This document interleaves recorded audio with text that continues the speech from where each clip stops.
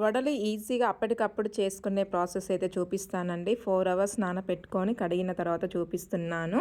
ఇప్పుడైతే మిక్సీకేసుకోవాలండి పప్పును. మిక్సీకేసుకున్న తర్వాత జీలకర్ర, కరివేపాకు పౌడరు, పచ్చిమిర్చి, ఆనియన్, సాల్ట్ ఏసుకున్నాక అంతా మిక్స్ చేసుకొని మీకు టేస్ట్ సరిపోయిందా లేదా సాల్ట్ అనేది అయితే చెక్ చేసుకోండి.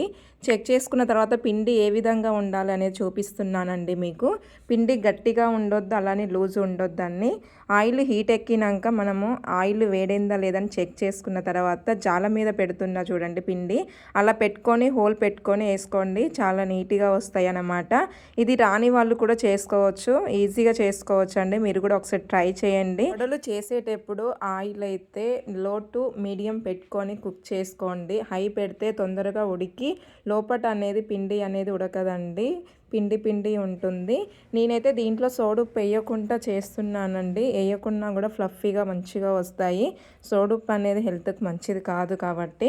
ఇది పిండి మనకు నేను అమ్మటే రుబ్బినాక అమ్మటే చేసుకున్నానండి. ఇది 4-5 అవర్స్ ముందే రుబ్బుకొని పెట్టుకోవాలనేది అయితే ఏమీ లేదు. నేను అప్పటికప్పుడే చేశాను అన్నమాట.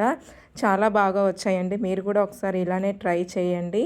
ఎలా ఉన్నాయి అనేది కూడా నాకు కామెంట్ రూపంలో చెప్పండి. చాలా క్రిస్పీగా చాలా బాగున్నాయి అన్నమాట. Please subscribe to Satyadeva channel. Thank you so much.